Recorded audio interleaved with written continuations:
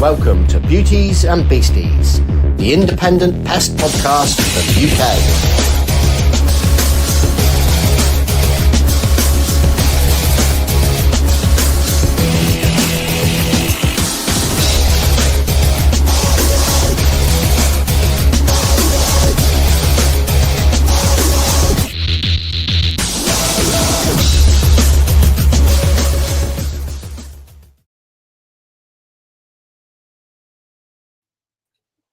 Hello, hello, hello. Oh, I've pressed too many buttons. We've already got Lewis here with us already. Well, there we go. A bit of a change from normality, because apparently I'm a little gung-ho on the buttons.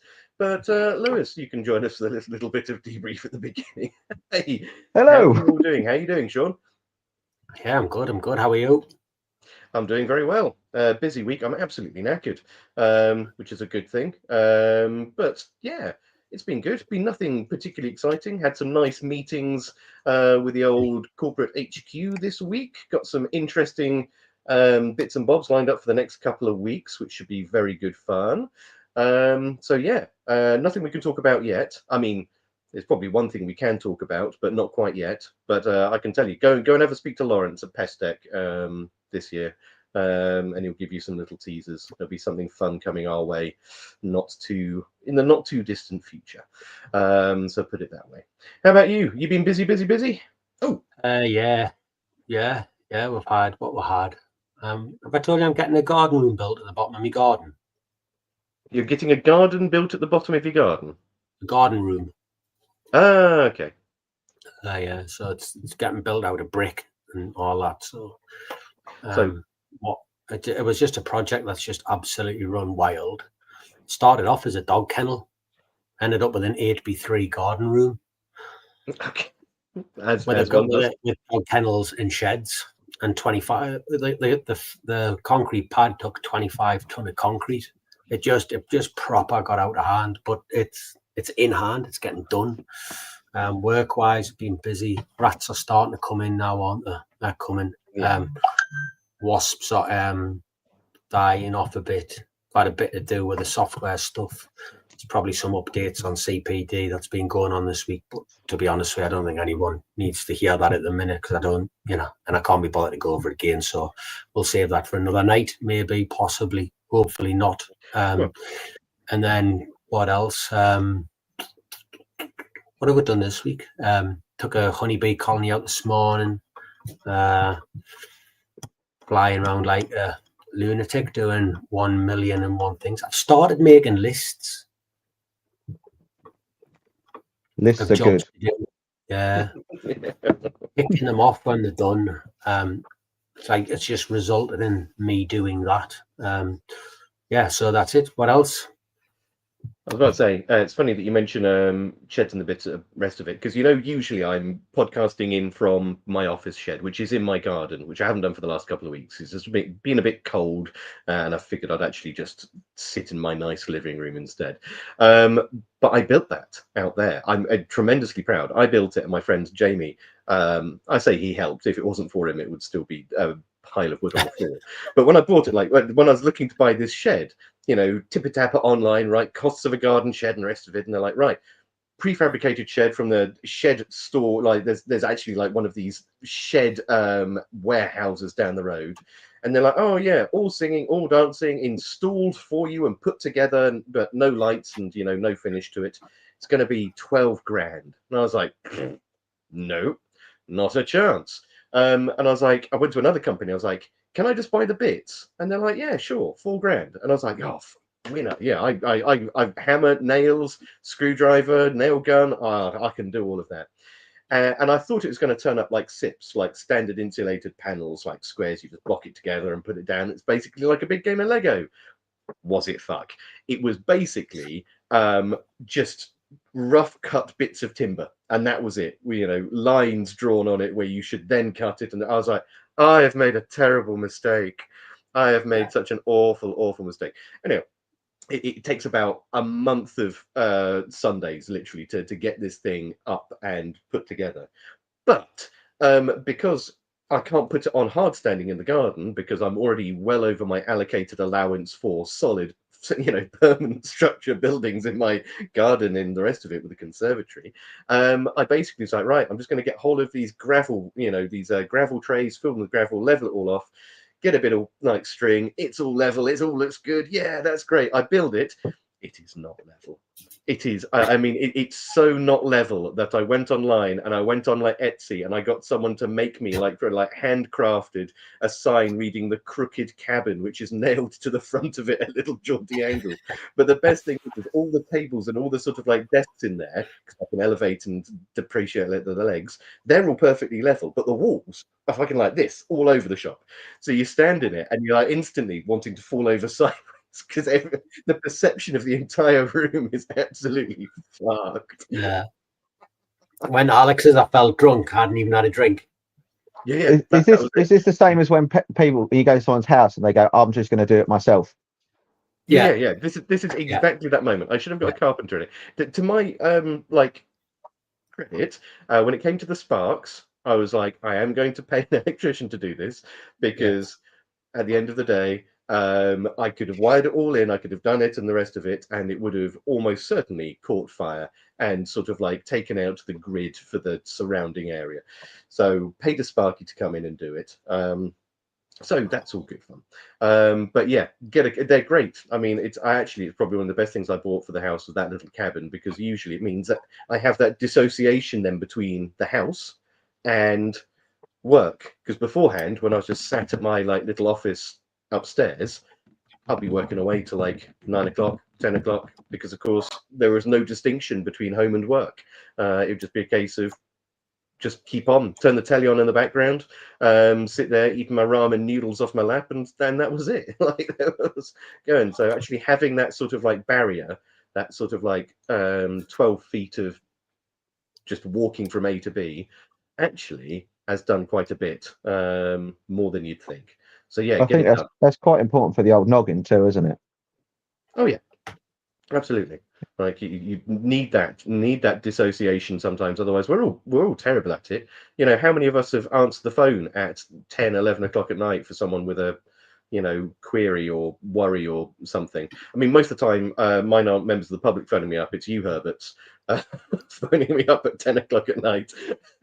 And not specifically you two, but like the pest control community. And I would never not answer that call, but still, Really? It goes on. Yeah.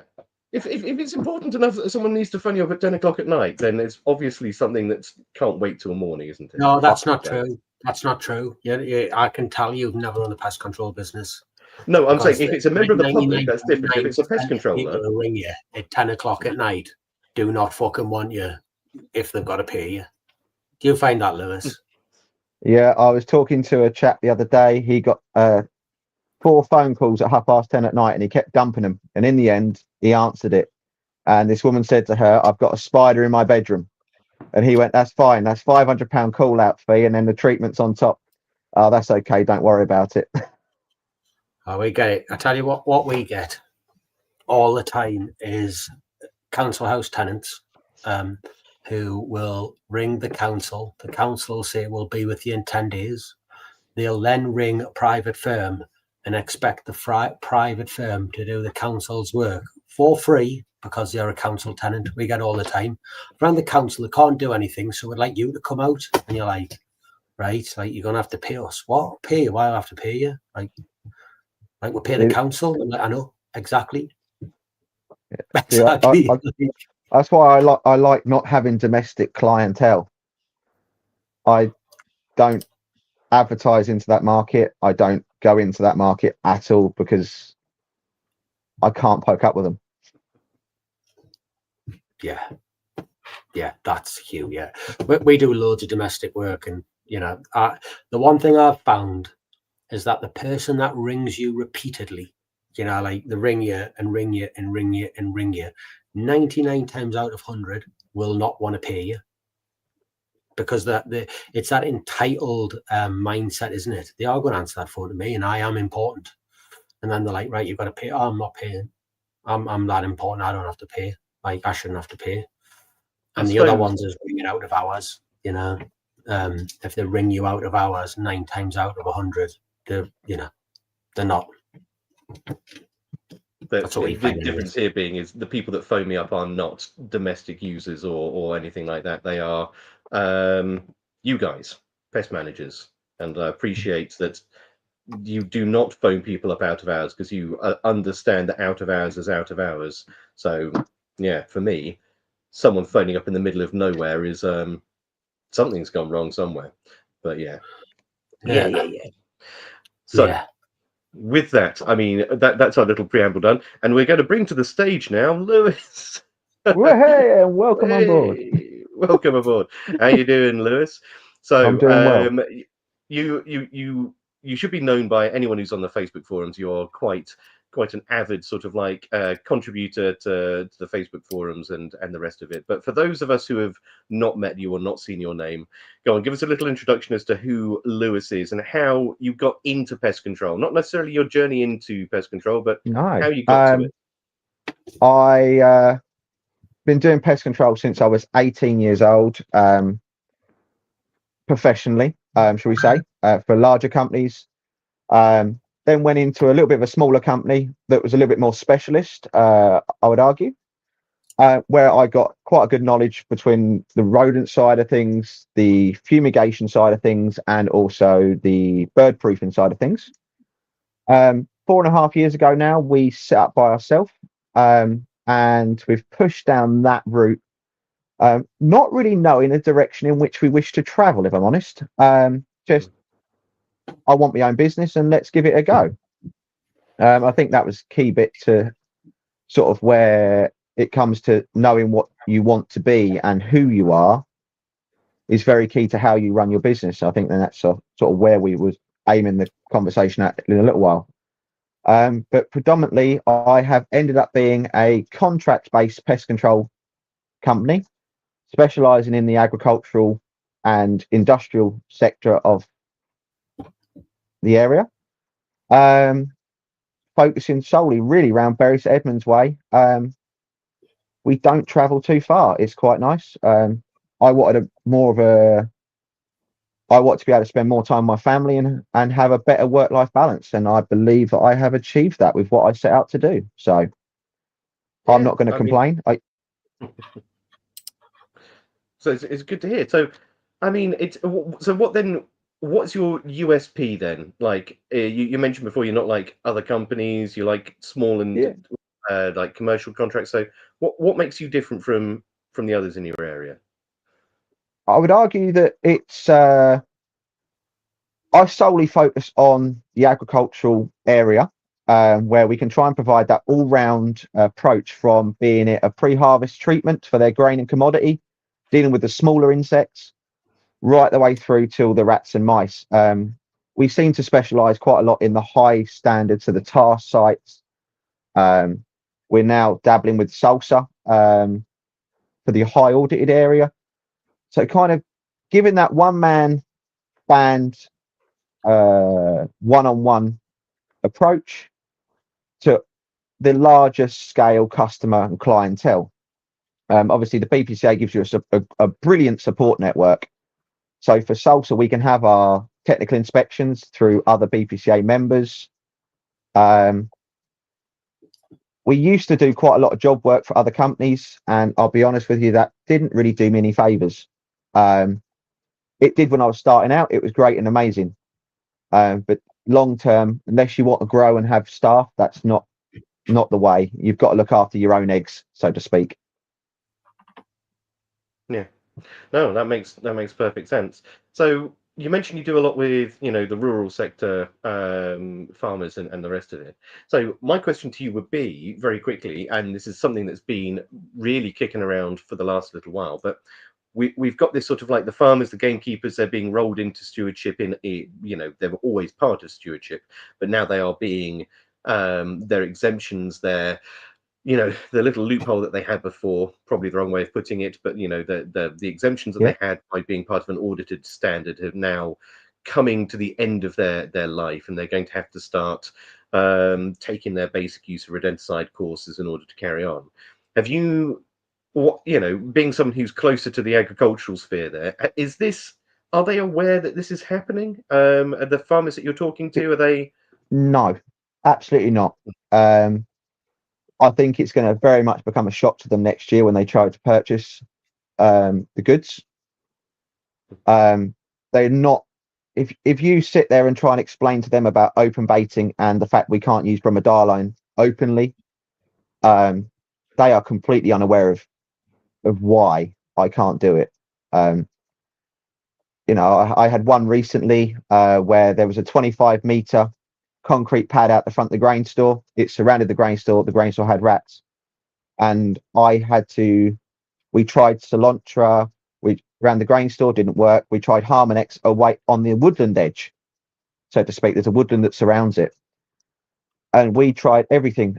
And the proof we had to do via thermal imaging, going up there at 11, 12 o'clock at night, firing a gun in the air and watching the rats run on video away from the grain store to prove that baiting the woodland edge was justifiable for being in and around the building was ridiculous, and they just thought it was a waste of time. But for me, if I did happen to have something happen in that woodland, I could produce enough evidence to say that that was still baiting around a building. I mean, yeah. So, I mean, that is an extreme level of going to, because I think the code of best practice state there, in and around a building, is any infestation within the building fabric itself, or is imminently threatening that building or the contents of that building. I think that's almost adverbum, although you can change it there. But yeah, it does come into a little bit there that you can treat the rodents at source. It's such a sort of like tight rope to walk these days, especially with the removal of open area use from a lot of our SCAR or all of our SCAR products. So yeah, Because until someone gets done, with the maximum amount of respect, until someone gets their head on the coals, we're not really going to know how they stand and what the precedent is, are we? No, but I would assume that if you are in a situation where you're thinking, is this, am I, you know, could it be, then you're probably not in a good spot for it. Let's be fair. Because you could, I mean, if I was to play devil's advocate, if I was to play sort of like the judge who didn't know better, he'd say, well, why will you not be, you know, baiting immediately around the buildings and then getting the farmer to, you know, push the scrubland and the vegetation back a little bit to push them further into the woods. And that's just me playing devil's advocate. But if you cannot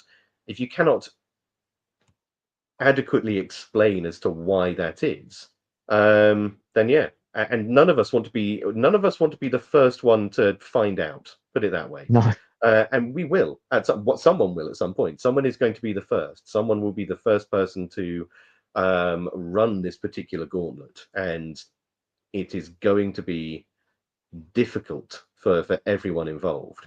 That's all I can say. And let's just hope that we have enough protection through crew, through our various associations, through our manufacturers and distributors, that we don't actually find ourselves in that position for a very long time. Sean, you have that look on your face. No, it's nice.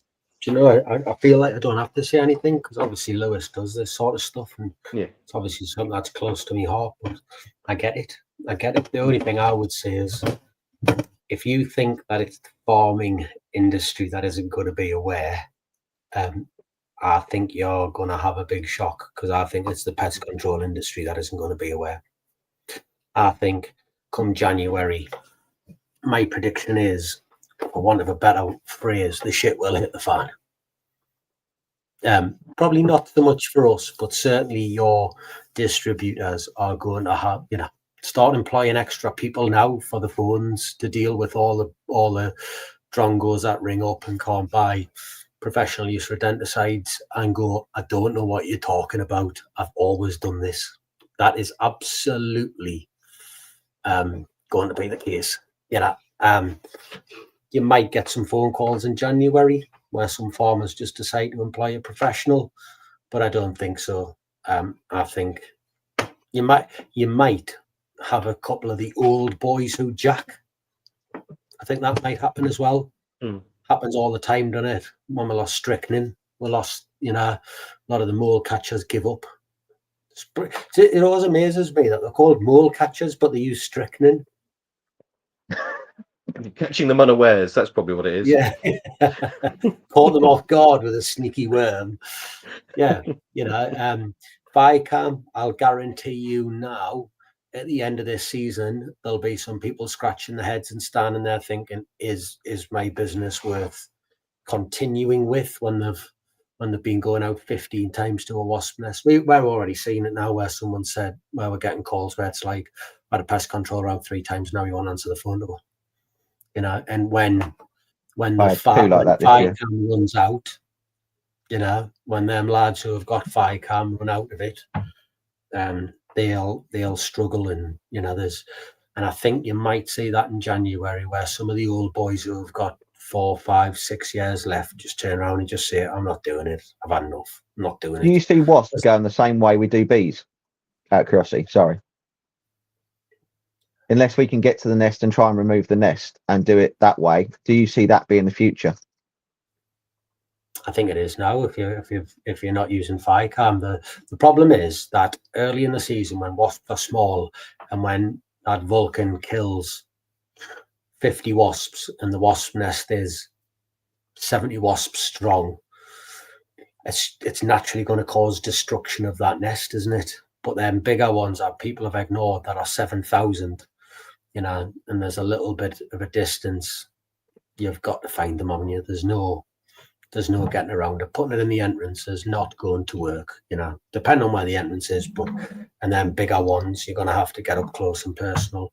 We do quite a few of them now, and the 5-minute wasp nest, to be fair, it's only a 20-minute job, 25-minute job. But if you're relying on doing 10 nests a day at 70 quid, and all of a sudden it's going to take you 20-25 minutes, your business plan's done in it, it's finished, it's kaput. That's what you're waiting for all year, you are absolutely done. Here's a question for Alex. Mm-hmm.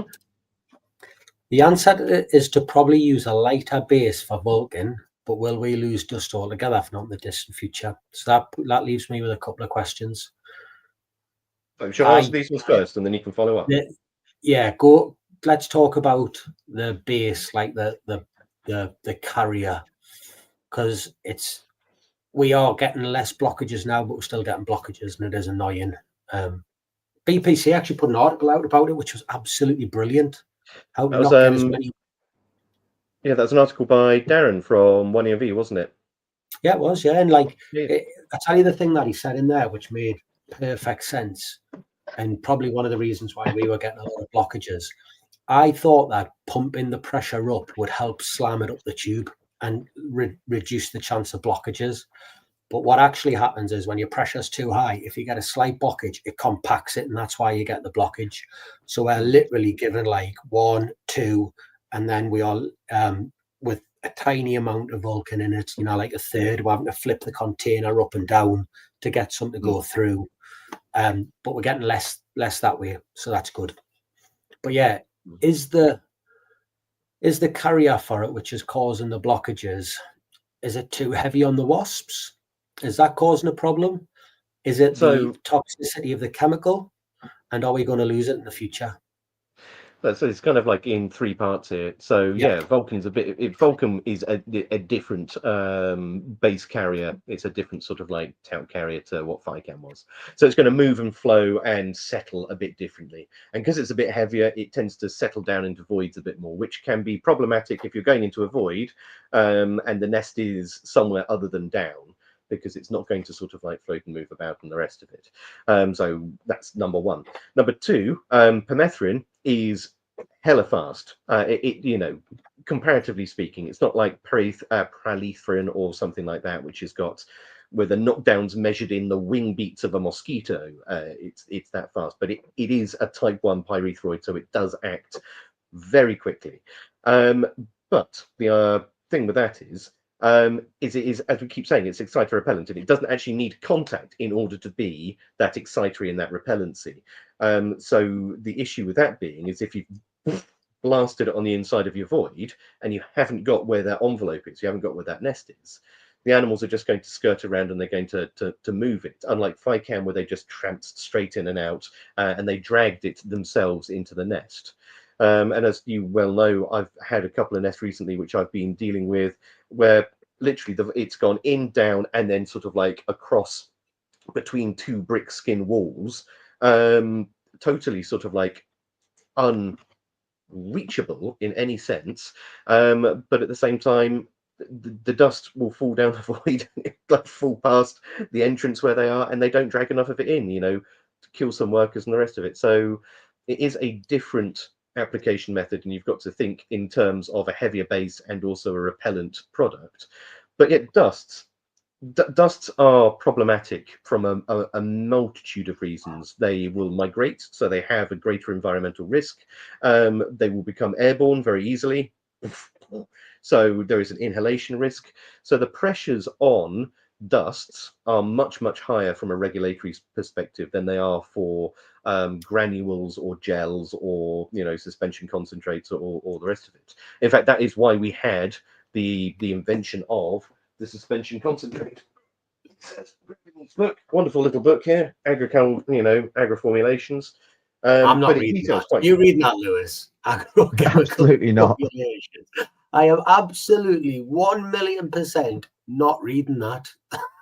Well, I'll read it for you, and I'll tell you what it says then. So basically, it goes into some detail. Exactly. Thanks, Al.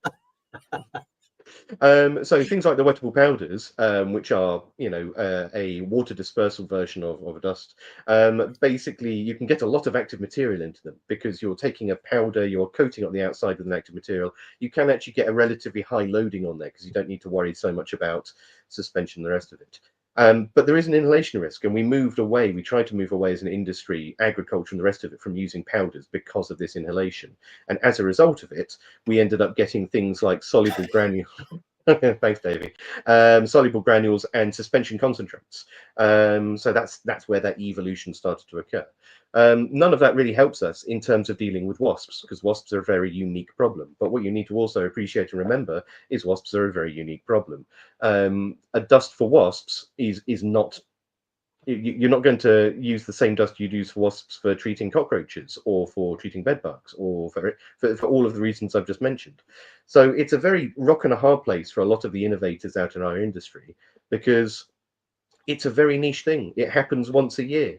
And it's only really of great importance to the UK and some bits of Europe. The rest of the world just gets on with it or uses other terrifying chemicals. What are we to do? What are we to do? And some years there's no wasps at all. So, those years, the innovators, the manufacturers don't make a penny. They're still making the stuff. But yeah. So there we go. I think that answered your question. Not at all. Yeah, it does, yeah. Saying that, we had to talk a little, let's go back to script. We had to talk to Lewis because I wanted it to be fair. I should have said this soon. I wanted to say thank you to you because we get lots of people who come on and they're happy to talk about stuff when it's going good. But when I was talking to you about this, it's more about when it's not going good, isn't it? If you haven't been there. This is it, isn't it? It's about, and this is what I want to try and, help with you guys as well, isn't it? I used to be quite, as Alex said to start with, I used to be quite prominent on social media, and I used to be all over the place when I first started and on every channel system going, and it did my business the world of good. But I'd say for the last year, I've kind of been distant from it all because I've been focusing on the company a bit more. Mm-hmm. Not everything goes to plan, does it? I think every business, not everything does go to plan. Sometimes it doesn't go to plan. Sometimes you have a job that goes Pete Tong. You have customers that don't pay. You get carried away with life in general, where you're not necessarily completely focused on work, and you might forget to chase the back of house. The back of house is, as I've learned, more important than front of house, but it takes a long while for your head to realise that, I think, sometimes, doesn't it? For people who don't know what you're talking about there, just explain that. So when I say back of house and front of house, for the layman's terms, you've got front of house, which is out servicing your clients, making sure your clients are happy, going out there chasing new customers, your sales, your revenue, that sort of thing.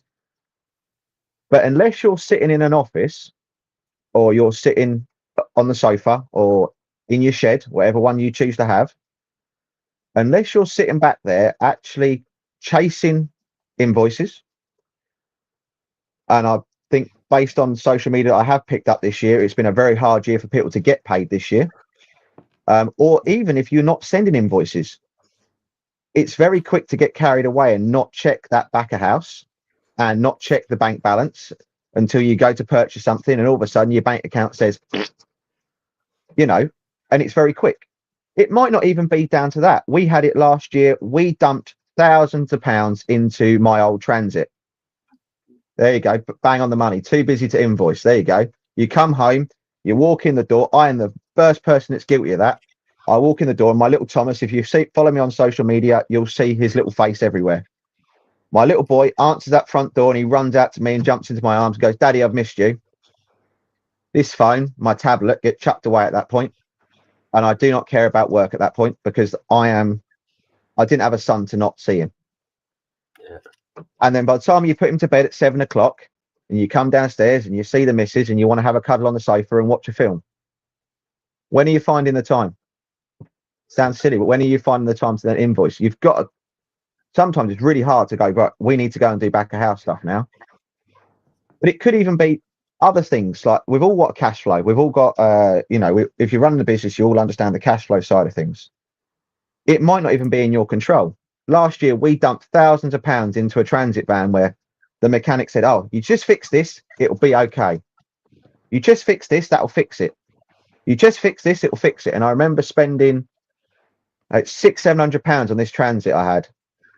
And I was driving up to Harlow to go and pick up some chemical before pre-harvest. And we changed down gear going up towards Stansted Airport, and bang, it jumped the timing cog and blew the engine up. At this point, I'm nearly out of reserves. You know, you're out of everything. You know, and if it happened at another time of year, I'm not convinced I'd still be here. I generally am not.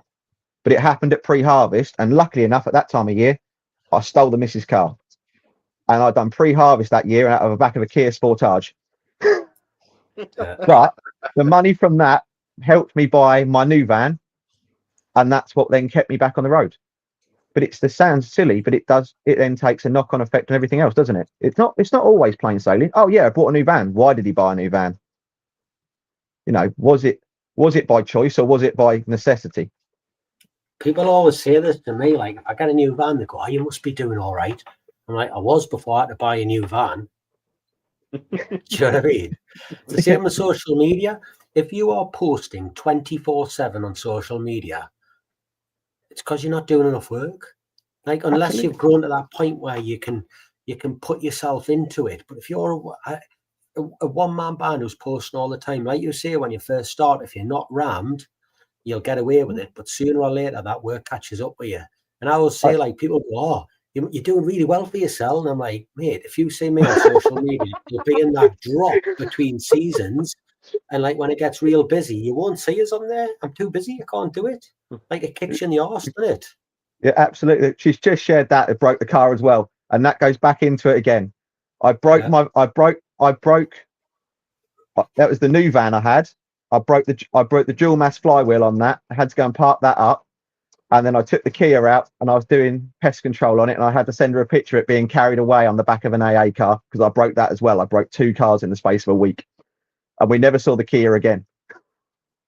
Well, because it wasn't actually an RAC van at all. It was just a really well-dressed thief. Absolutely. Yeah, it's well-dressed. Yeah, no, I blew that engine up as well. It's interesting you mentioned the social media thing because it is one of those, isn't it? And it's the sword that we live and die by in a manner of way, isn't it? Because it's become the word of mouth. It's become a lot of people's revenue. And if you're not seen, then you don't exist. And I know from my days as a consultant, I would spend half my time doing stuff and then the other half of my life convincing people that I was available to do stuff. So it was a very weird flip-flop. You can tell, like, you can tell when any of the consultants or any of the sort of like sole traders are busy or when they're touting for work, because just watch their LinkedIn profiles, because when they start to go on a rampage of posting and sharing and the rest of it, that's them winding up to sort of like be like, yeah, I'm free, I'm alive, and you know, looking for business. And then of course business comes in, you get your head down to the grindstone, and it becomes cyclical. But you know, it sort of relating back to where you guys went to at the start with it. You said about the fact that you put your shed out the end of the garden. Absolutely understand my business numbers. I'll tell you every penny I make and how much it costs me. But I have had to learn a very valuable lesson to get to that point, Sean. Yeah. So sorry, that was for those listening back on Spotify in the car on Monday morning. Sean Taylor's just asked how many business owners really understand their business numbers. And this is something we've discussed a lot, and we'll ask this of you specifically in a second, Lewis. But for some context, it's something that Sean and I have spoken about a lot. And Sean often says that if you don't understand your numbers, you're not running a business, you're running a charity. Because if you can't afford to employ yourself, or you can't afford to employ your replacement, then it's not a business. It's just a charity with you as being the sole recipient. I, on the other hand, solidly believe that everyone's second hire should not be another pest manager. It should be a member of administration staff, because they will then carry you over the line and allow you to grow, and they'll allow you to know your numbers and understand them a bit better. But Lewis, you were saying that you have experience of this, so tell us, what was your light bulb moment there? What? Oh, you dropped out there. I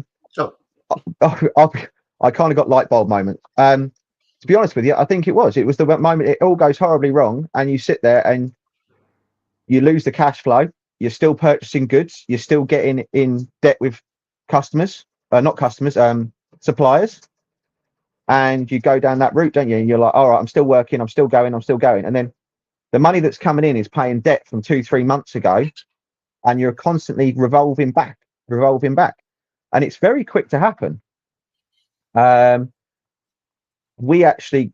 We've sorted that all out now.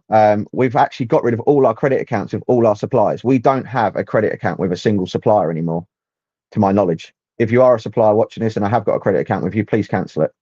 But they will. I now know exactly. Yeah, exactly. But yeah, we're completely squared up with everyone. That's the best I know. And that, for me, is so beneficial to me because I'm paying as I go. I'm not getting in debt. I'm not sitting there worrying about the fact that I've got a lump sum behind me somewhere. It's all being done. You know, working from home wasn't going to happen because it sounds really silly. I've got the family there. So we then looked at it and went, right, well, actually, I've got customers that do hot desks. Right, okay, we'll use a hot desk now. And we do. It's £12 a day to have a hot desk elsewhere away from home. You know, and we can now manage our company far better and know exactly what penny we're doing. I used to be loyal with one supplier, and now I'm shopping around using multiple suppliers to get the best deals. Sounds really silly. Revising what we spend our money on to make sure that we are refining everything, not limiting the quality of work. That's the wrong word, isn't it? Still what a provider, no matter what farm you walk on of mine, you'll find the same equipment, the same stuff being used. But making sure that we are in control of everything. I know that I'm going to use £150 worth of rodenticide a month, roughly. And I know that as we pull into winter season, rat season, as we go in, we're going to use a little bit more. It's going to creep up to around about £250 a month. I know that's where it's going to come from. We're going to use more cilantro. We're going to use a little bit more grain bait. We're going to use a little bit more contact point rodenticides. Why stockpile everything? When I first walked into this, I had a unit that was beautiful. It was lovely. Big roller shutter doors, insulated walls. It was lovely. But what was I actually holding? I was tying up so much money in miscellaneous goods, so to speak, scaffold, towers, you know, anything and everything, because it was, at the time, it was great. And you didn't need it all, do you? You don't, you know, it's so cheap to hire stuff nowadays. Why buy it? So, here's my thoughts on it. What you're saying is exactly what we went through, and I'm sure Mark Rosendale says it. Never had a credit card, never had a credit with a And I was the same. I am still pretty much one supplier for most things. But then you start thinking, well, I like to know everything's going out so I can manage my figures and all that. But then I do look and I think, if we want to grow, do I have to go down the route of credit? You know, if you're on 30 days terms and you're getting bigger contracts, you know, because I don't believe for 1 second that the bigger guys didn't get there through that. And I think, is this part of the journey that at some point we've got to get the skills to loan money and know how to lend money properly? I don't know, you know, that credit card thing. And it's just like, when you say stuff, I'm like, fucking hell, this is your thought processes are exactly the same as mine. Like, is everything that I'm storing worth of value? Am I paying more to store it than I would to rent it a tower? Or do you know what I mean? Like, and I sit there and I think, I'm good. Previously, I spoke to, I think it was you on the phone the other day, wasn't it? When I cancelled a solar panel job, was it you I spoke to? Yeah. Hang on, I've done hundreds of solar panel jobs since I started, and I've never took a penny up front before doing the job. And I go out and I buy the hire equipment, everything else. And then afterwards, I'd sit there and go, right, here's your invoice. And you'd sit there and have to chase them and chase them and chase them for your money. By this point, you've potentially, a standard solar panel job, if you're using a cherry picker, a member of staff, the materials, everything else, you've spent best part of £1,000. Reality is £1,000. This job in particular, it's actually come to £1,200. I asked for a 50% deposit to cover the hire of the machine and the materials, and it got to 24 hours in front of it. And I said to the missus on the sofa, I said, I've not had my deposit money. He keeps saying the funds aren't clearing, etc., etc. Well, do you cancel and jump before the job, so you've only lost the higher cost, or do you go and put the materials up on the lot up there as well? You've got to pay another pest control to come and give you a hand being your second man, and before you know it, you're a lot further in the hole. But then with I can send materials back. There's most suppliers are accommodating of that. If you've bought materials and you haven't touched them, they'll send them back, which means you don't then affect it, isn't it? But it's been a bit more open to it all. That's a great idea. Yeah, so Mark just said he always charges 7% of any job up front, because at least that way you're covered. And yeah, that's it. You know, you might think that's a bit cheeky to do, and people may rail and, you know, say, oh, hang on, you know, what are you doing? But the reality of it is if you're going to pay the money, you're going to pay the money. It doesn't matter if you're paying it at the beginning or the end. If they're reluctant to pay the money, then are they going to pay the money, you know, full stop? Yeah, watch this. I'm just going to chuck some comments up. I think that the conversation you're having tonight, Lewis, doesn't apply to pest controllers. I think it applies to all small businesses, and I'm going to chuck them up in order. How many business owners really understand their numbers? Bet you that's consistent. How many people have found out they're spending far too much time doom scrolling on social media and had to do something to cut it down because they weren't being productive? It was destructive rather than productive. How many people in business have went, listen, I'm not having credit, I'm going to watch my money come in and out, once they've realized that they weren't doing very well with it, which is exactly where I was. There you go, another one. All you want, the phone to start ringing, validates your decision to go alone. 3 or 4 years later, you realize your worth and choose the work you want to do for the money. Yeah. I think the next step on from that, though, and this is contentious, tell us your thoughts, both of you. I think that flips again. And I think what happens is to go to that next level, you have to start looking at what is not just highly profitable for you, but you start to understand the absolute terms of your profitability and where you can squeeze it, and then you start looking at stacking your numbers. I think that's the next level, and I think that's probably where we're looking at, and I feel like that's the most dangerous position for a business to be in, and I guess that's why most businesses go bust at 5 years. You go get a local council or something like that where you're charging, I'm going to keep it dead simple, your costs are 50 quid an hour, you charge 70 quid an hour, and you think, oh, actually, I can do it at 60. and all of a sudden then someone goes sick, a van breaks, and you're chasing your tail. I think there is an art to the next level, but I don't know.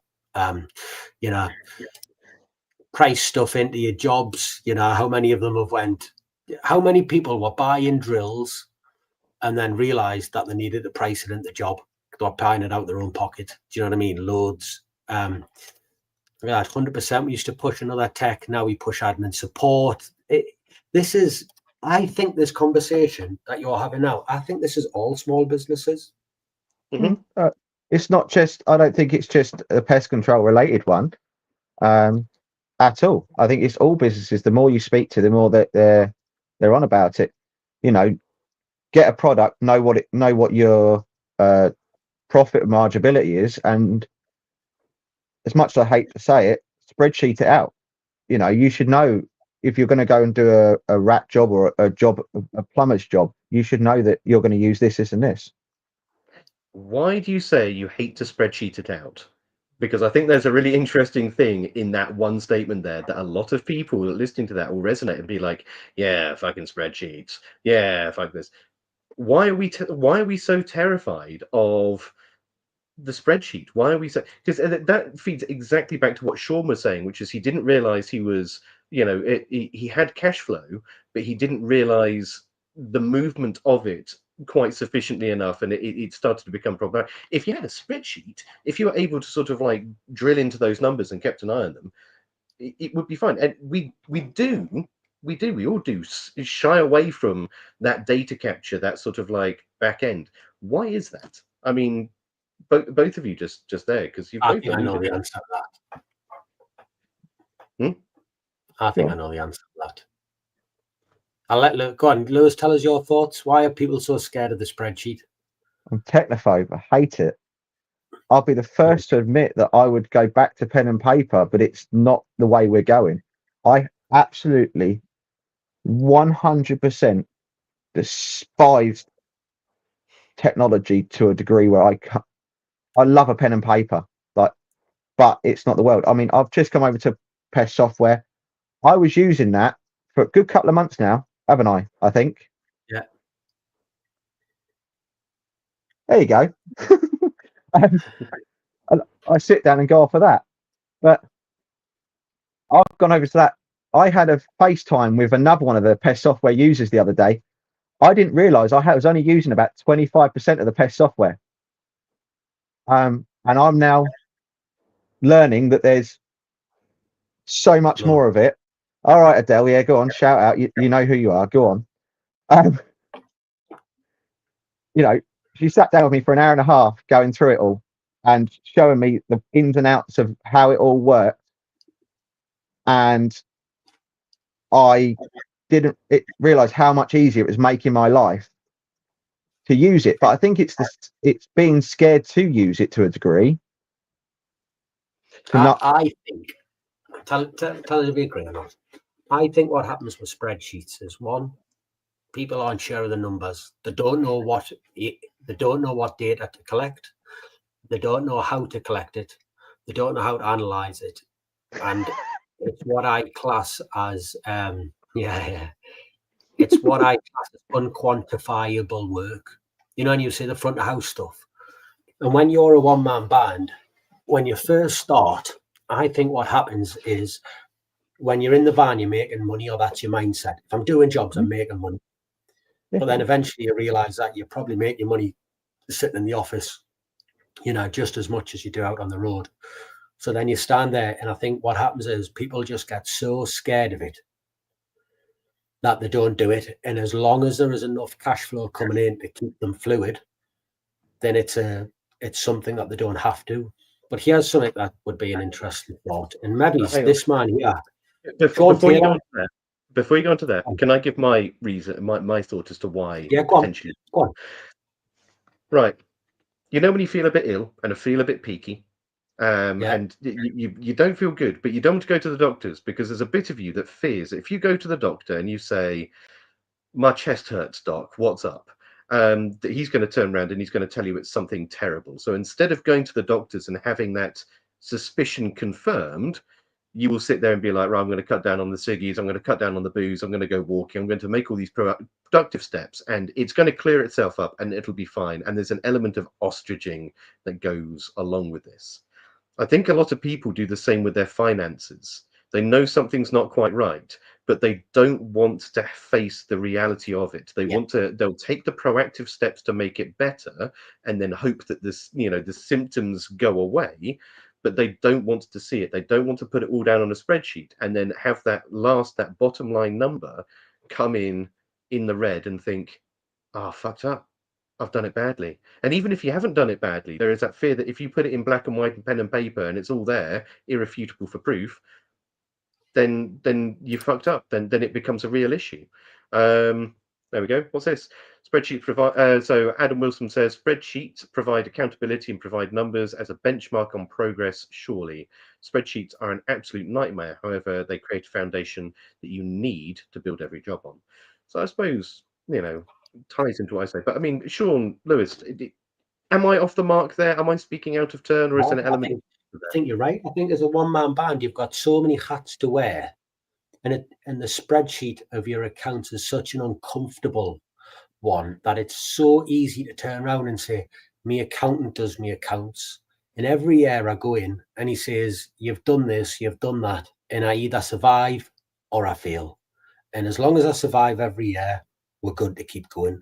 But there's a reason why people like Sean Taylor, who's an accountant, are capable of running these bigger businesses. And that's why I say I think there's the next jump up for me, Lewis, others, that medium-sized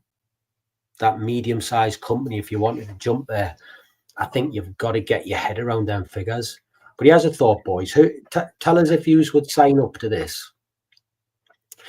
If BPCA, MPTA, and Sean got together and did a one-day course on your accounts and pricing up jobs properly, not just the bullshit, how much do you want to earn and all that sort of crap. Like someone actually got a hold of it and said, here we go. You're sitting in a room. How much are you spending on your rodenticide? How much is it costing you per job? What's your insurance? What's your van? What's this? What's that? And someone who's been in business, who understands it, who goes, yeah, but think about this, think about this, da da da da, and actually sat down and nailed those figures with you, so you knew where you were at. And then, so then all of a sudden you go, do you know what it is? I can charge that firm 40 quid for a visit because there's 3 shops right next door to each other, and I'll do three shops in an hour, because this is what the big boys doing it. They stack them in an area. Mm-hmm. And you go, actually, I'm getting 120 quid an hour. I'm fucking over the moon with that at 40 quid a visit. And then there's another one. I would absolutely love someone to provide that training. Yeah, I mean, absolutely. Like we've tried to do it before as independents in the industry, but it does probably need a greater voice of authority behind to have people take it seriously and give it some credence. I've got a BPCA exec board next week. I will bring it up then. If we want to do a collaborative issue, because it is probably the thing, what is the biggest threat to our industry? Is it the removal of products? No, probably not. Is it the sort of like change in use patterns? Probably not. Is it pest controllers? Probably yes. That's where it is. We are sometimes our own worst enemy, and we can take steps to change that. Absolutely. Here's a little exercise that I did with my guys the other day, which was a fucking eye opener, and Lewis will probably enjoy this. I'm going to keep the figures dead basic. You turn over 300 grand in a year, right? You make 100 grand profit. So you're at 50% profit. You do, for anyone who thinks that that's 33% profit, it's 50 because you've spent 200 to get 100. So it's 50% profit. That's how I'm working it out, to keep it simple. You do a 3-part rat treatment, right, for 150 quid. So your third visit, your first 2 visits is covering the costs of it, and your third visit is you're looking at 50 quid a visit to turn up. If you do an extra visit, you're paying for their pest control, aren't you? Mm-hmm. Yeah, that's the tipping point. That's it's scary, that, isn't it? Yeah, it's the same with. All my contracts are on standard cost. I don't like the idea that they have. Obviously, there's always little hidden assets where I can get a couple of quid extra out, a broken rat box or whatever. But a contract's a contract, and it's the same with my phone. If I'm going to use, they get 12 visits a year, call outs and follow ups are all included. It is in my absolute best interest to ensure that they don't have an issue. Yeah. I don't get wrong. I account for the fact that they might have to have follow ups throughout the year or a call out. But every time I turn up, it's in my best interest that I don't see that customer for another 30 days. With the max amount of respect and care to the customer, I don't want to see him for another 30 days because it then eats into what would be profit margin, isn't it? I tell you, I can't remember who I had the conversation with, and he built a successful business. I'm trying to think who it was. I can't remember anyways. And he said the way it works in pest control is you tell them they're going to get 12 visits a year, but you look at the site and you go, actually, it's a high risk site. I think I'm going to get a couple of call outs. So you price it up for 16 visits a year, but tell them that you're getting 12. Does that make sense? So if you're a tenner a visit, you don't charge 120, you charge them 160, if that makes sense. And he said, we never, ever, ever, ever, ever give free thingies. We charge a little bit less per visit, but we tell them to pay for what they get. So he said it's a tenner a visit, it's 160 quid. It's 12 visits plus whatever. And I was like, what a great way to sell it to your customers. We don't overcharge you and hope that we can do the 160 and get away with 12, 13, 14 visits, not the 16. Worst case scenario says we'll literally just charge them for every time we turn up, we charge them. And I was like, I don't know how you would do it, but it's a brilliant mindset, isn't it?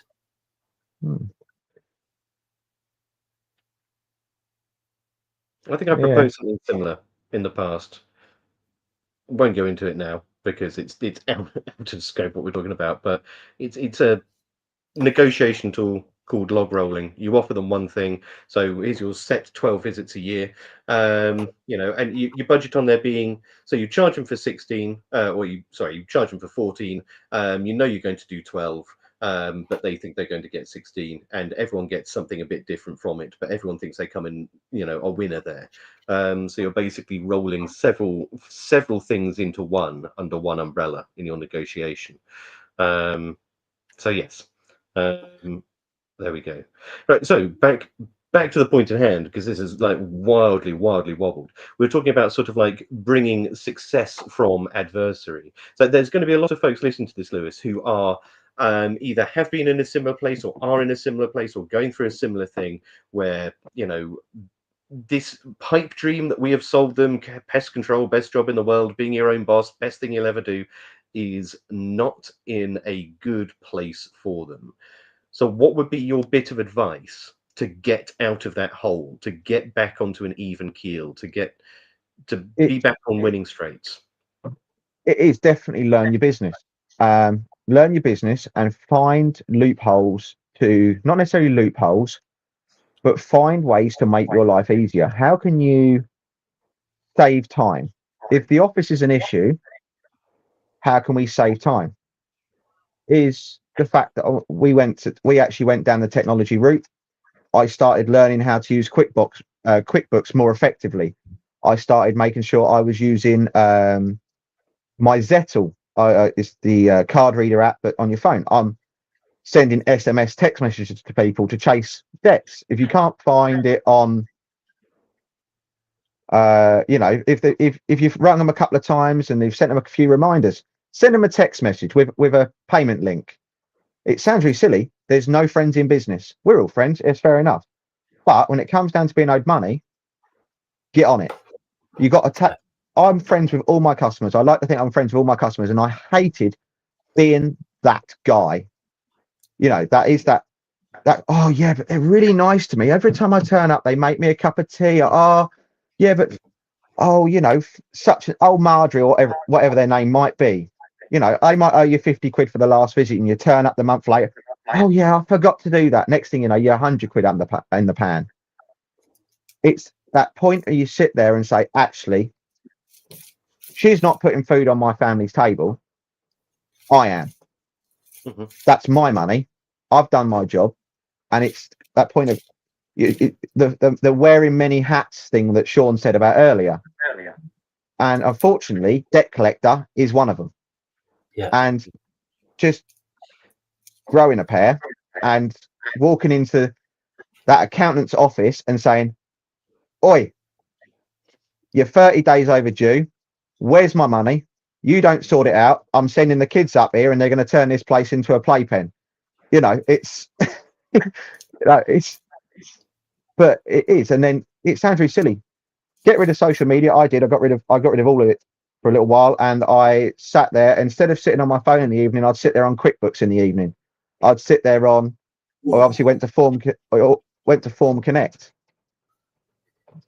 Brian O'Donnell, if they ain't paying, they're not your friend. They're just taking the piss out of you. Exactly that. Yeah. We lost 4 customers due to it, where they got told to jog on. And I had one of them turn around to me.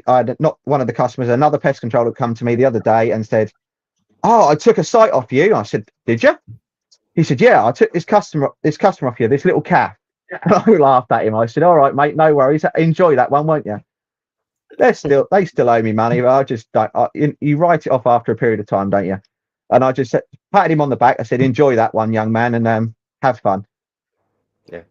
There you go. Know your worth. So, Yes, I'd say one of the big things to remember, and if people do struggle with this, because it is something we have sort of like discussed before, which is asking for money can be awkward, especially when you, and we're as small business owners, micro businesses, you feel that you and your company are the same entity, but they are not. And when you ask for money, you are not asking for money. You are not saying, "I would, please, sir, can I have some money for me because I need." You're not asking for money at all. Your company's asking for money to pay for its insurances, to pay for its associations, to pay for everything else. Your company is asking for money, and one of the things it's asking money for is to pay you your, dues and your wages. You're not asking for a personal thing. Your company, which has done the work and sent you out there, okay, you organized it, you sent it out, you're wearing the hats as well. Disassociate when it comes to money between you and your company. And lie. Just say there's someone in the office, they're chasing me all the time. Susie who runs the phones, she hates you, she wants you to pay, otherwise she's going to come and sort of like, I don't know, crap on your lawn. Yeah, nobody knows, but if it helps, then do it. So yeah. here's a thought. Yeah, here's the thing. We'll go through this, and the truth is, business is difficult, isn't it? And it toughens you up. It stops people taking the piss out of you because you learn very quick. Otherwise, you go bust. But we've all been in the doldrums. Anyone who says there hasn't, fucking liar. So tell us personally, personally is the wrong word. Tell us the bad sides of getting it wrong, and the repercussions of it. But then tell us once you've made the changes and you've got it right. The bad side of the company is the fact you sit there and it comes to payday and where is it? That's the bad side. And you're sitting there on the day before payday ringing up every one of your customers that owe you money going, exactly that. Please, can I have my money, please? That's the bad side of it. But once you then take control of it and it's only got to happen once or twice, and I'll tell you now, you don't want it to ever happen again. It sounds really silly. It's only got to happen once or twice and bite yourself up the bum, and it's enough to make you sit there and go, "Oh, okay, right, this isn't a good place to be," and you don't let it happen again. That's the bottom line. You got 2 options at that point. You either give up and you go and work for a company again. I couldn't do that. I'm sorry. I've worked for myself now. I couldn't go and work for someone at all. Yeah. I'm sorry. I'm too self-reliant and too proud to ever give up. I wouldn't ever give this up. This is a way of life. It's not a job. It's a way of life. And you make sure it's not. You find the time. You make sure you finish that customer. You do your report on, you do your report, you then sit there and you go, right, well, I'm going to invoice this now. Or you sit there and you allocate one night a week to invoice. I quite like the 1 night a week thing now, if I'm honest with you, because I can do all my invoicing for that week. And then I'm chasing the 14 days prior, and it's not as big a chunk to chase. So and then the following week, I'm doing another I'm chasing the 14 days prior to that, and then anyone that hasn't paid. But also, my best advice I'm going to give anyone on that one, if you've got bigger clientele, ask them what their payment terms are. Walk in that finance office and say to the woman in the finance room, what are your payment terms? Because the bigger the company are, the more likely they are to be awkward, shall we say. And I might give them a payment terms of 14 days, and they're going to sit there and go, well, we pay 30 days on the month end, which is quite a common one nowadays. Let's try invoice. Yeah, this is it. And I now know that customer, if I want my money in 30 days, needs to have their invoice in by the last day of the month. And I know that's got to happen. If not, I'm going to be waiting 60 days. Yeah. But I then send them an invoice for that 60 days, because the last thing I want to do is waste my time, and it is wasting my time, chasing them on 14 days. Because I'm going to chase them, they're not going to care, are they? Because it's in the system. But I'm not wasting my time, and time is valuable. Yeah. Time is the most valuable asset, isn't it? So it's all going wrong. Sorry, go on, Al. No, you finished that, because I was actually going to pick up on what Roland said, because I'll do it anyway. This is what say, like, so it's all going wrong. You can't pay your lads, you can't pay your suppliers, not because you haven't done the work and not because you don't deserve it. You're having sleepless nights, fucking total nightmare, and that I've had them, mate. Tell about what happens when you make the changes and you get it right. You get it right. It's all plain sailing, isn't it? But you've got to make sure you stay on it. Once you've got the changes, once you've taken the time, once you've learnt your lessons, you stay on it. You don't let it slip at that point. You stay on it. You keep to that routine. You keep on it every step of the way. You make your life easier. You digitize it if that is the way that you wish to go, and you stay on it every step of the way. I've got to the point now where the first thing I do every morning is get up and I check my bank account every morning now. First thing I do when I get up in the morning, near enough, get up, get in the van, you check the bank account. Have I got to chase anyone today? I want to make sure I want to know that before I know anything else.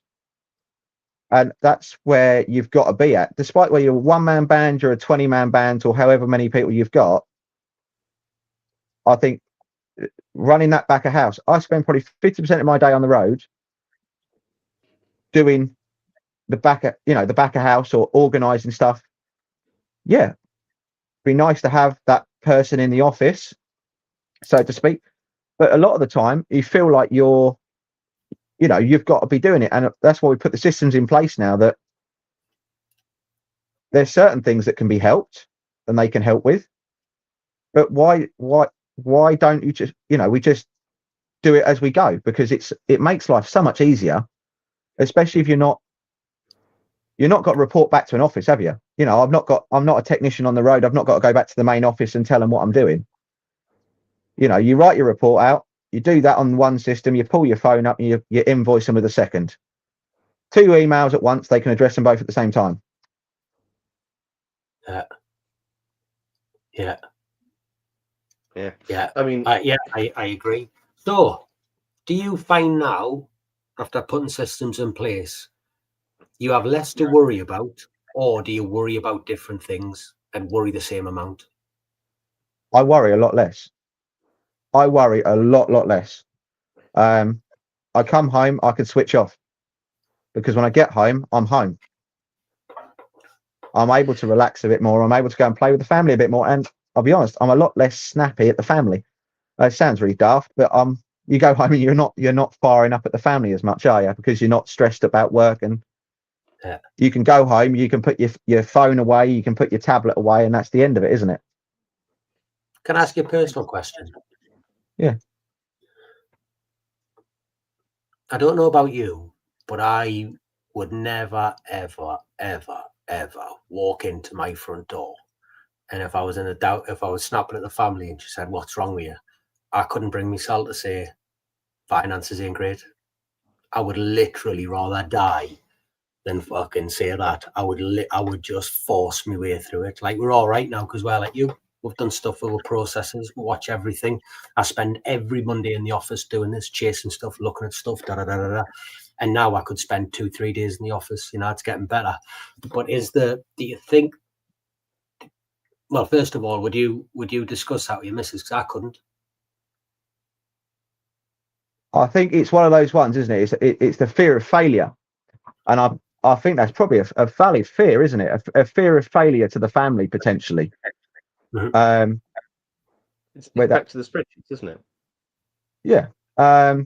You know, I would keep it to myself to the best ability and try and hide it. But you know, my missus is really good. My missus sees through me. Like, I could walk in the house and go, everything's rosy, and she just looks at me and goes, "Yeah." You know, the kids go to bed, and she just looks at you and goes, "Right then." Yeah. I was like, you know, you might as well put the kettle on, because you know, I'm very, very, very, very lucky with my family and my support network that I've got. But yeah, there is definitely a fear of failure, and it does affect your mental health, and it is a very hard thing to admit sometimes. Yeah, I mean, but sorry, before we hit on this point that Sean's just made, I want to just touch on a point that Sean made earlier on here, because I think this feeds in, and everyone listening to this, everyone who is resonating with Sean and Lewis here, and I've been in this position as well, you know, consultancy, there were months where I was, you know, looking at buying a Bugatti, and there was months when I was looking at buying beans on toast for meals for the foreseeable future. But Sean says that the pressure of the back office, so we see the pressure of the back office issues and its impact on mental health, which then carries through to your business. So it becomes a cyclical thing, doesn't it? That fear in that way, the worry of the back office, the worry about the finances, don't just affect that element of your life, they affect your home life. And then, because they're affecting all of that, they're going to affect the professionalism of your work. And if they affect the professionalism of your work, then you're going to lose more business, or you're going to worry about losing more business, which is going to affect the back end, which is going to affect home, which is going to affect the professionalism of work. So it becomes cyclical. So it's really important to be, in my mind, self-aware enough to understand these things as they're happening, to be able to break these cycles when they start, you know, stop it being a downward spiral, you know, and the slip and slide of despair, so to speak. Valid points, guys, you know, or am I just waxing lyrical again? I've never ever, ever, ever, ever thought that what was going in the back room was one of the contributing factors to when it goes wrong at the front end. And just hearing that sends a shiver up your spine, where you think, "Oh shit." I'm absolutely convinced I can think of 700 fucking circumstances in my business where that's absolutely the fucking case. Yeah. How many days have you gone to work after knowing you're a little bit in trouble? You've gone off, and you've been a bit of a moody sod with a customer, or you've done a half-assed job, and because you've done a half-assed job, you've potentially had a callback or something like that. It sounds really silly, but it's all in hypothetical snowball. Yeah. It's what? Say that hypothetical snowball. I don't know what you're talking about, so. Like a snowball effect, like running away. It's sarcasm. It's just laughing his head off. I'm going to go. We have to explain sarcasm to Sheldon up in the top corner. Sheldon! Oh, fucking brilliant, Sheldon. Cheers, mate. Let's lighten this conversation up, boys. I guarantee you 1,000,000% that has stuck. Every time he starts using big words, we're going to call him Sheldon, aren't we? You can see that coming a mile off. It's an upgrade from Gimli, isn't it? At least. So there we go. Yeah.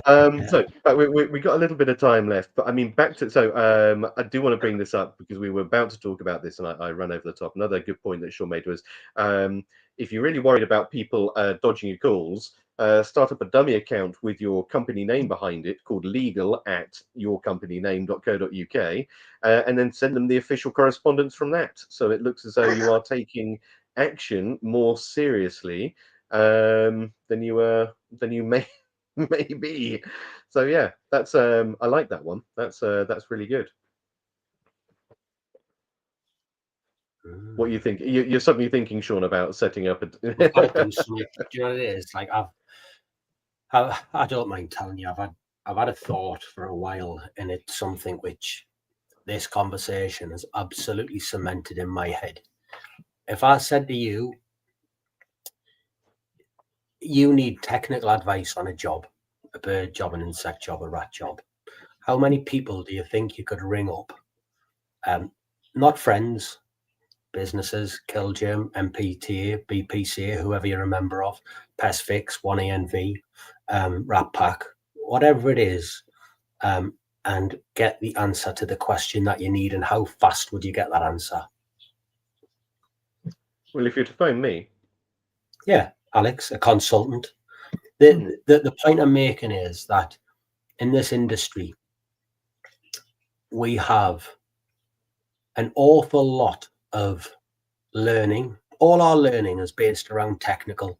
Every single bit of it is based around technical, and we have access to that many different technical officers that really, if you want to know about bird-free gel, you want to know about what spikes to use, you want to know about the difference with wires, you want to know about there's a peregrine on a building and I'm going to net the one next door to it. What you can find that out in the blink of an eye, can't you? Everyone knows where to get it. But if I said to you, I need some help putting a spreadsheet together for my business, who the fuck do you go to? There ain't anyone. There isn't anyone I would turn to. So we have. I've got my accountant, but that's it. Go on. Yeah, but I think you have access to 100 technical people, and you have zero access. But here's the next thing in my thought process, and I've been through this with other people, so I'm not just spitballing now. When you think about the big firms, they have these processes in place, and that's what separates them. They have sales in place, but we don't get any of that, do we? So why, we've got this perfect, yeah, Alex just went answer phone. Yeah, that's it. That's my humor. I've just rang Alex, but it's got answer on the podcast. That's absolutely, yeah. And here you go, Sean Taylor again. From our experience, people don't change until they hit rock bottom. We have different setups, as some may know, but we've been holding a daily accountability call with a small group of our guys, not pest control, and the role. So it's been, yeah, fantastic.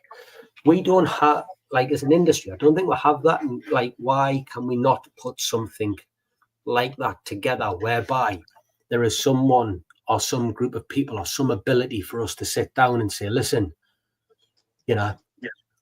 we've been in business for a couple of years, for someone to say, here we go, let's sit down and we've got this basic Excel package, put in your figures in here, because them figures are going to be different, and get people to understand them. I think that would be a monumental shift.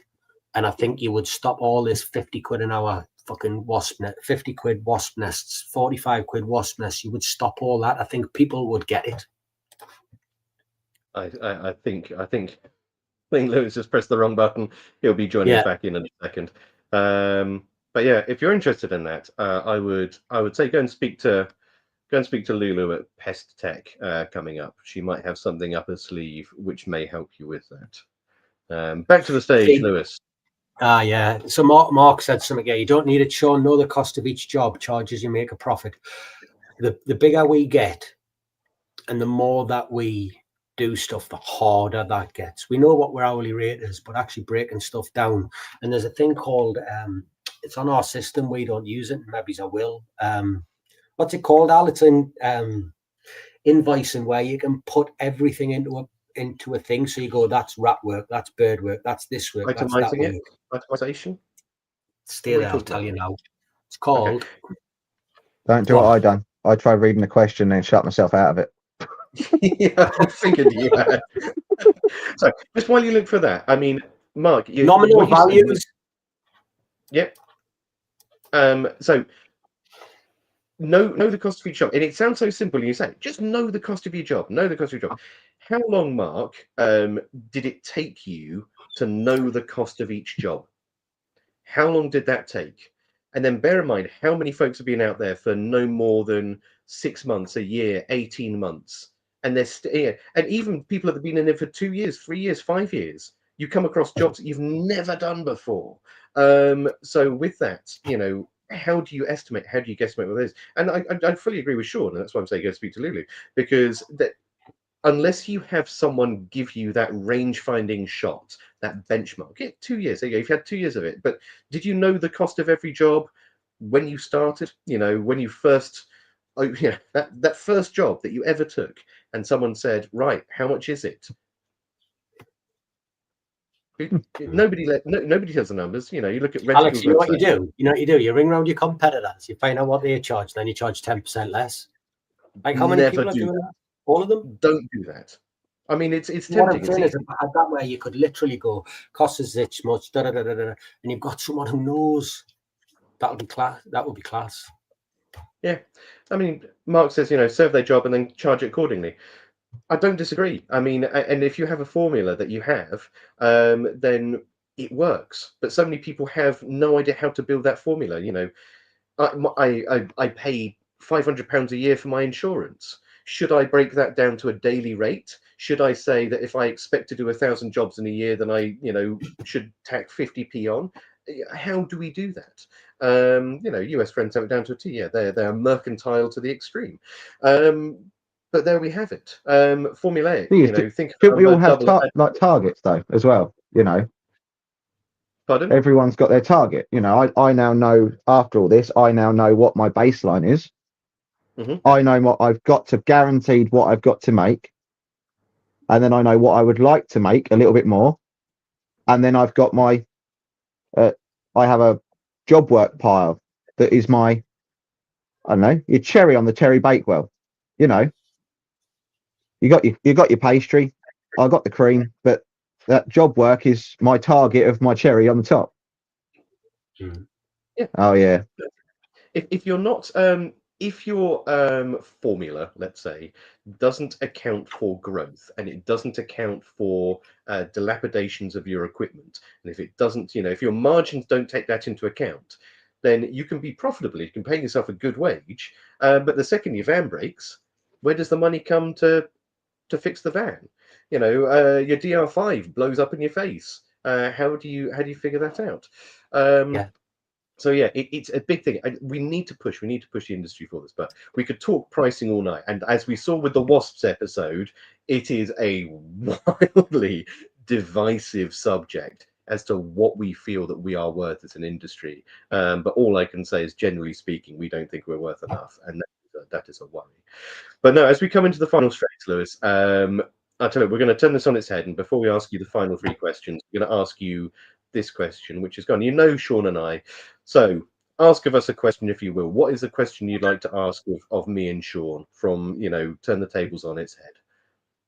I'll go Sean, because you've got a couple of techs work for you, haven't you? Yeah. Would you go back to being a one-man band, or are you happy with after growing? There you go. There's a question, because that's always a decider, isn't it? Yes and no. So I think you have to understand what your end goal is. If because we are at a point now where if I went back to being a one-man band, I could probably really, really, really hyper focus on the very profitable stuff, and I could definitely live a higher standard of life than I live now. For definite, 100%. In the blink of an eye, I could do that, and I would know I would have less overheads and and all that. It would be great. It's very easy to forget that being a one-man band is very lonely.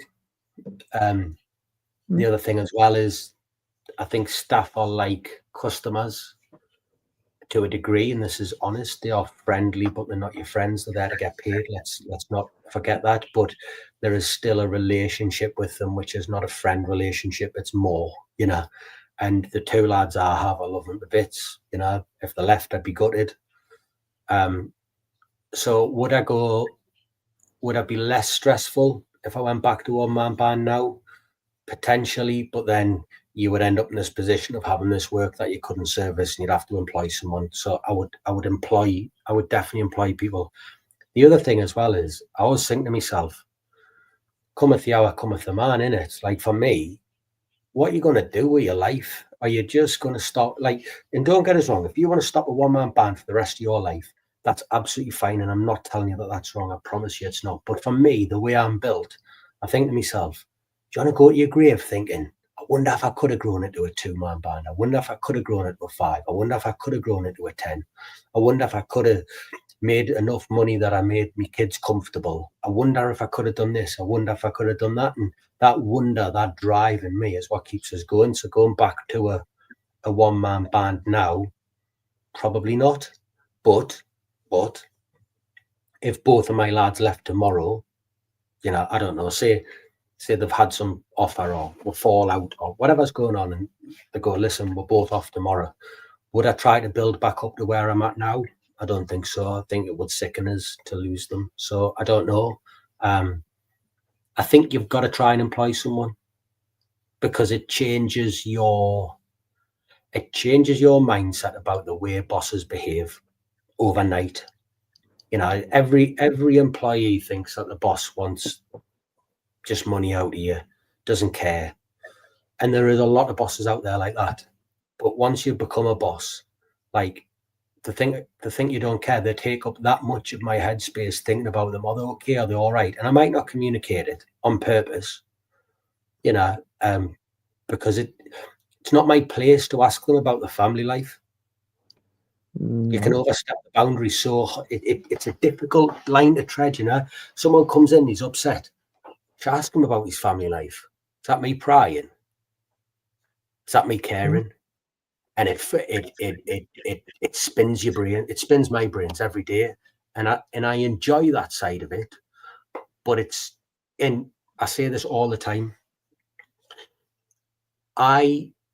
If I told you my thought process to having lads, you would think that I hate having them. I don't. I love having them. It's that stress, that pressure of having them there, and that pressure of having to pay their mortgage every month, that if you can't pay it, they get the house taken off them. Do you know what I mean? Like, that's the biggest pressure I've ever had in my life.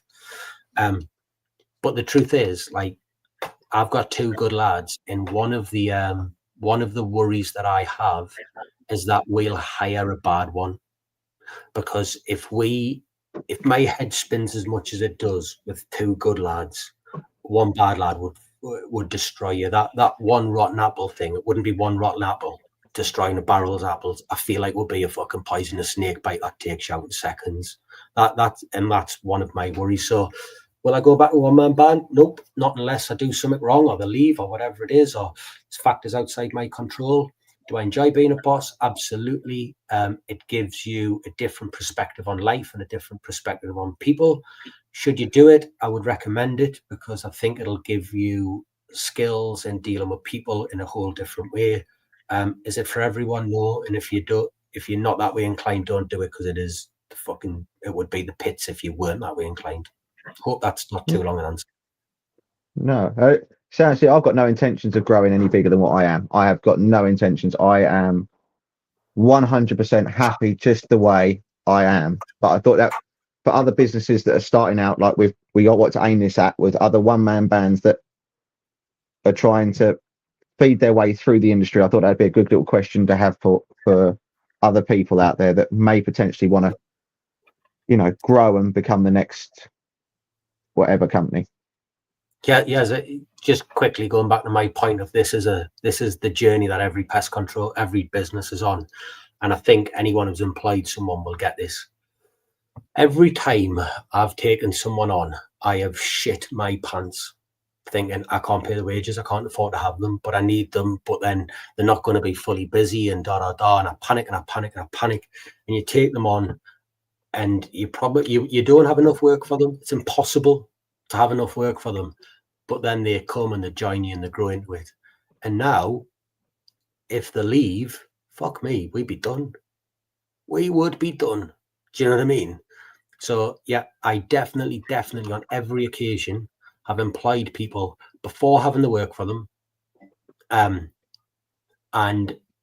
thought I probably couldn't pay the wages, stressed myself out over it, and then it was absolutely fine. So yeah, if you think about taking someone on, just go for it. That's my advice. Beautiful. I mean, yeah. And then it's down to a question of who's that person that you hire? What do they do? What do you want them to do? What the another tech, part-time admin, part-time tech, part-time admin. Have a serious think about what it is that you need for your business to grow, not necessarily for what you want them to do. If you're a really good tech, then you do the tech and get someone else in. But there we go. Mm-hmm. Right, that brings us. Yes, no, question for me and for Alex. Alex didn't get one. Oh, okay. Oh. What was it like starring in The Big Bang Theory? Yeah, this is it, isn't it? Was Penny really that pretty? Yes, that goes without saying. Come on, like that was everyone. Leonard. I got go later. Yeah, no, Alex is just Oracle, aren't you? You are Oracle. You are saved in my phone as Oracle. Pest control Oracle. Pest control. Just the strange little lady in the Matrix who bakes cookies for everyone and gives enigmatic clues. I'll go with that one. Yeah, let's just leave it there. Let's not give Sean and Hugh any more ammunition to bring up in future episodes. We wouldn't do that. You're changing the name in your phone right now, aren't you? That's what you're doing, looking down. You're being like Sheldon. The Viking Sheldon. Viking Sheldon, yeah. Temu Viking. I think that's what it actually is. Right. On to our last three questions then. So I'll kick off with the first one. Lewis, have you enjoyed your time on the podcast? Absolutely. It's been very different. Very different. Well, what were you expecting? I don't really know, to be fair. It was yes, just something I wouldn't typically do and something out of my comfort zone. So it was very, different to something that I would typically get involved with. Different to what you'd be doing on a Friday night. But we've had lots of people. I would probably be behind a rifle by now on a Friday night. The podcast wasn't that bad, man. Come on. I didn't know the joke in there. I didn't know how that could crack it, but you got that one off to a T. There we go. The PC version of what Sean was about to say. Right, Sean, next question. Yeah, give us a shameless plug then, Lewis. A shameless plug? Mm. To which do you mean? Do you know what it is? This just sums up the difference between the Americans and the UK market, doesn't it? I have no idea what you're on about. I tell you what, you ask the Americans, Al, if we go give us a shameless plug, they've got it off pat, haven't they? They're waiting all night for that. So a shameless plug would be for anybody out there who wants to use LRC Environmental for their pre-harvest stuff. We are very good. We're attentive. We're operating in this area. Get in touch. We'll give you a competitive but fair quote, and we'll do, whatever it is. That's a shameless plug. There you go. He's done it for me. LRC summertime. If you got a farm, you don't want to do it, then give us a shout. We don't travel very far because fuel's expensive. No. Plug. Up. All the stuff at Norfolk and Essex. Not too far into Essex, they get a bit funky up there. It's I think we'll call that a shameless butt plug. So halfway there. Right, last question, Lewis. Who would you like to see us interview next? Who from the industry or even outside the industry do you think would make someone really interesting to have a listen to of a Friday night? Oh, that is Sheldon would probably be a good one. Yeah, he would. No, Sheldon interviewed Sheldon. Excellent. yes. No, I think it'd be definitely someone that's a technical side of it. I think that I would like to see, or if not, more people life, real life experiences. None of this scripted. I'm reading off an SDS safety data sheet kind of thing, but a human interaction of absolute buffoons sitting on a screen, really. No, do squirrels on a podcast. So if anyone's listening to this and they think they've got some good stories, they've got sort of like some good anecdotes to share, I think they've lived a particularly exciting and adventurous life in pest management, make Lewis's dreams come true and come join us on the podcast and come just chat shit for an hour and a half, but relatable, so we can all enjoy it. And no more nicknames, please. So there we go.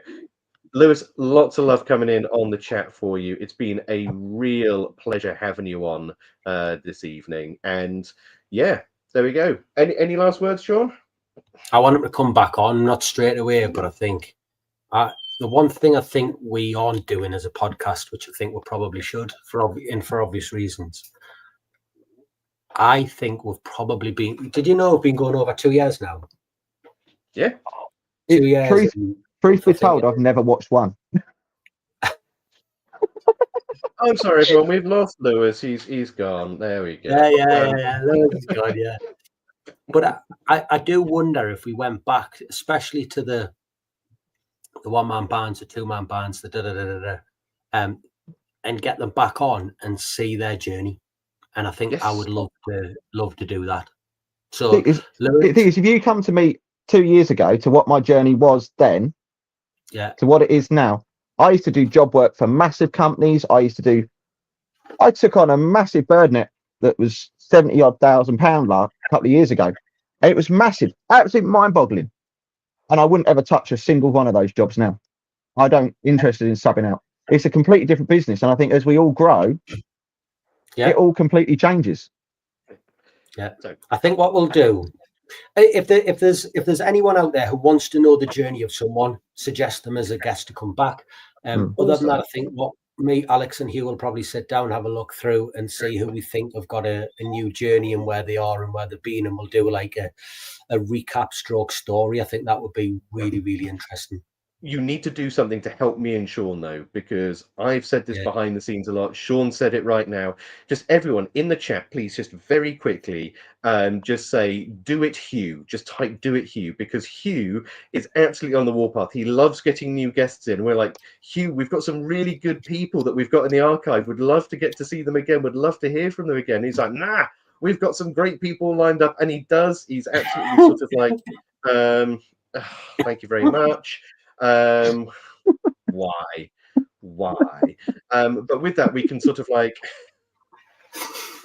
just say, do it, Hugh. Book until December.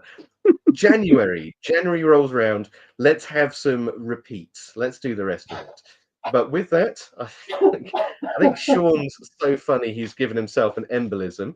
With that, do it, Hugh. Hugh, do it. It's like two. Come on, everyone else in there as well. Give him a hard time. And with that, I think that's going to be us for the evening. Sean, are you going to wave goodbye to everyone, mate? Sorry. It's bye from me. It's bye from me. Why is his camera following him? See you all next week.